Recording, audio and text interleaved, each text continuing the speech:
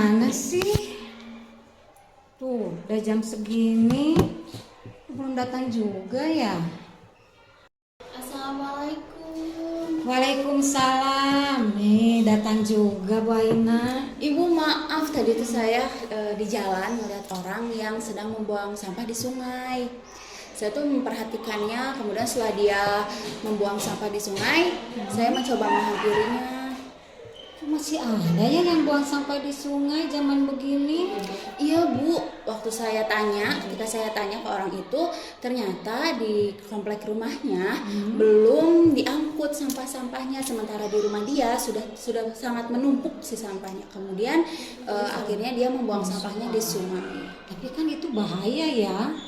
Iya Bu, sangat bahaya sekali untuk lingkungan.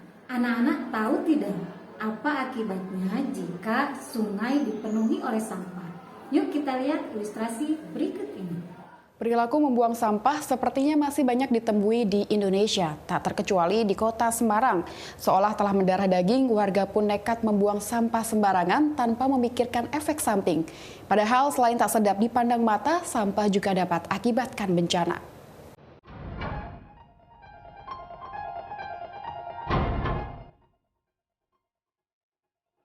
Beredarnya video viral membuang sampah dari jembatan Silento Wonosobo menjadi potret nyata kehidupan bangsa Indonesia. Dilakukan secara terang-terangan, berulang-ulang, tanpa memikirkan akibat di masa mendatang.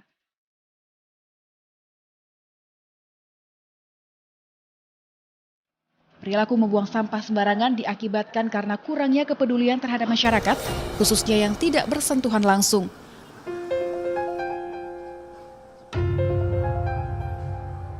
Apalagi jika perilaku yang keliru ini dilakukan oleh banyak orang, seolah hal yang salah ini sudah menjadi benar. Sebetulnya ada sebuah teori yang diungkapkan oleh Sigmund Freud, namanya teori kerumunan. Jika sebuah perbuatan itu dilakukan secara bersama-sama dalam kerumunan, maka orang cenderung lebih berani karena tanggung jawab itu dibagi merata ke seluruh anggota kerumunan atau pelaku. Sama juga dalam hal fenomenon pembuang sampah ini. Jika orang membuang sampah rame-rame, maka orang menjadi berani melakukan itu, tidak peduli dengan lingkungan dan sebagainya. Karena apa? Karena tanggung jawab dibagi merata ke seluruh pelaku itu.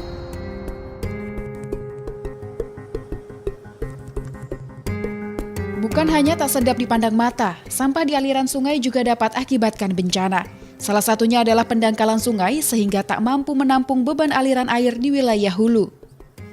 Pembuangan sampah di sungai, baik itu limbah rumah tangga maupun limbah industri, sangat berdampak terhadap pendangkalan sungai. Dampak dari pendangkalan adalah jumlah air yang dari hulu besar, kemudian turun ke hilir, tidak mampu ditampung oleh sungai, sehingga kemudian air akan meluber ke daerah kiri kanan atau daerah bantaran sungai. Ini bisa kita lihat di Semarang banyak terjadi banjir dikarenakan sungai tidak lagi mampu menampung beban dari aliran sungai di wilayah hulu. Angka produksi sampah di Jawa Tengah pun fantastis, miris jika tak ada pengelolaan yang strategis. Pada tahun 2014 terdapat 7,9 ton timbunan sampah. Pada tahun 2015 terdapat 8,3 ton timbunan sampah. Sedangkan pada tahun 2016 terdapat 8,5 ton timbunan sampah. Ini menandakan bahwa sampah setiap tahunnya meningkat. Tentu butuh pengelolaan yang tepat supaya sampah dapat terkontrol dan tidak hanya mencemari lingkungan.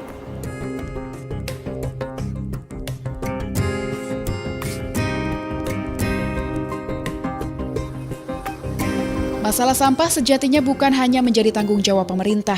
Warga yang memproduksi sampah juga wajib ikut menjaga lingkungan sekitar dengan tidak membuang sampah sembarangan. Masyarakat harus membantu dan mengubah mindset-nya serta mencoba untuk melakukan pilah sampah di rumahnya masing-masing, mengedukasi putra-putrinya juga untuk mengerti tidak membuang sampah sembarangan. Di samping itu juga menjaga lingkungan tetap hijau, segar, sehat seperti itu. Jadi bukan urusan pemerintah saja, tapi menjadi tanggung jawab semua orang. Dan sebaiknya juga kita membantu program-program pemerintah dalam menangani sampah.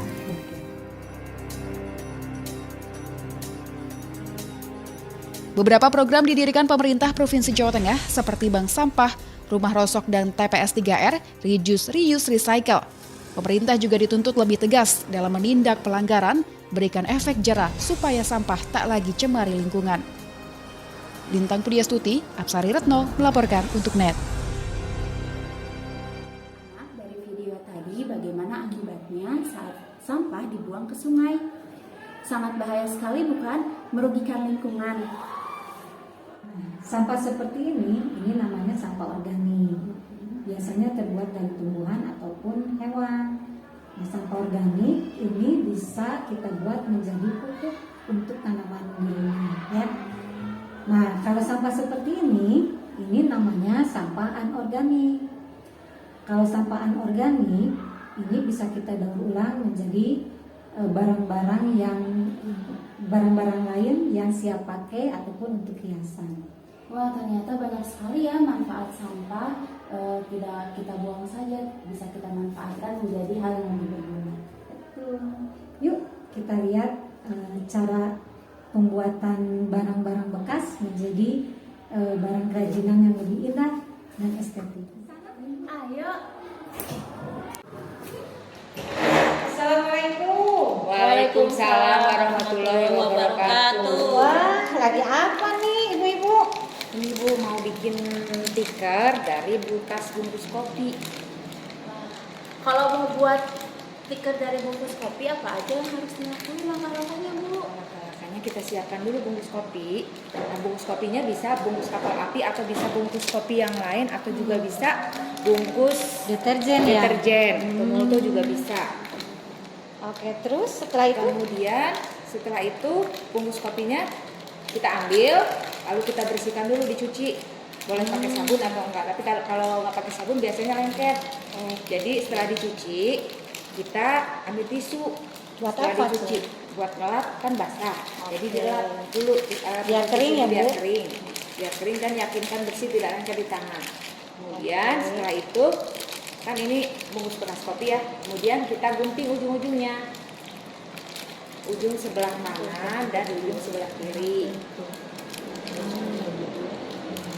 Guntingnya usahakan yang rapi.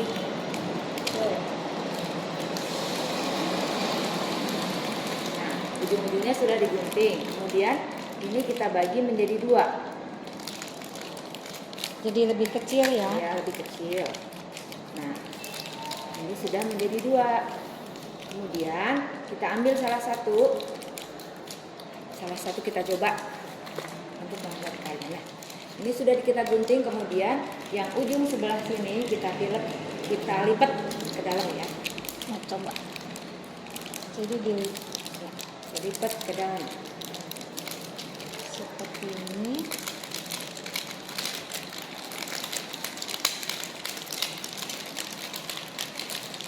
Susah juga.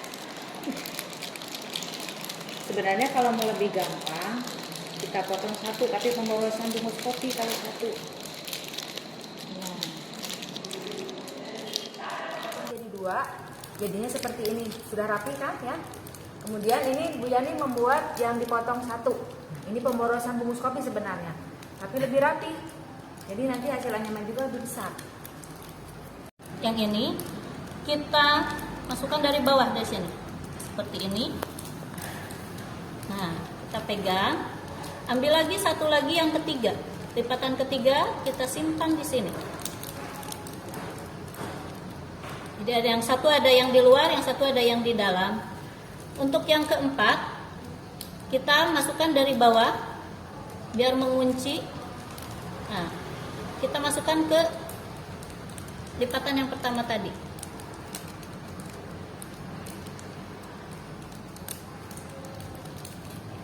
Kita masukkan ke lipatan yang pertama.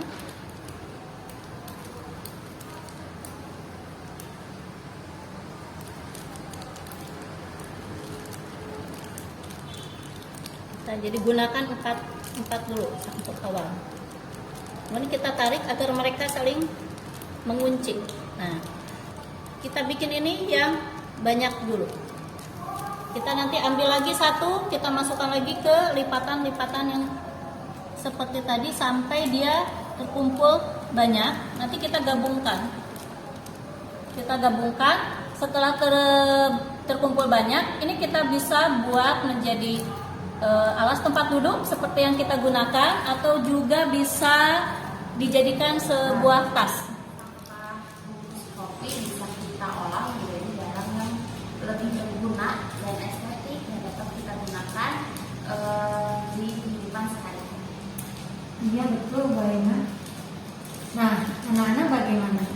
Kalian juga pasti bisa membuat barang-barang yang sudah tidak berguna di rumah kalian menjadi berbagai bentuk yang lebih menarik.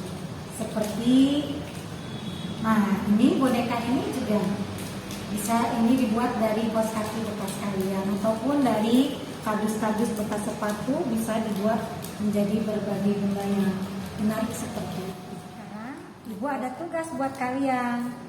Coba kalian kumpulkan sampah-sampah yang ada di rumah kalian, lalu kalian cari ide mau dibuat apa barang tersebut. Ibu tunggu ya hasilnya. Jangan lupa waktu kalian mengerjakannya didokumentasikan melalui foto, lalu kirim kepada guru-guru kalian. Sekian video pembelajaran tentang pemanfaatan barang-barang bekas menjadi barang-barang yang lebih bermanfaat. Sampai jumpa di video pembelajaran selanjutnya. Selamat berkarya, semangat. Wassalamualaikum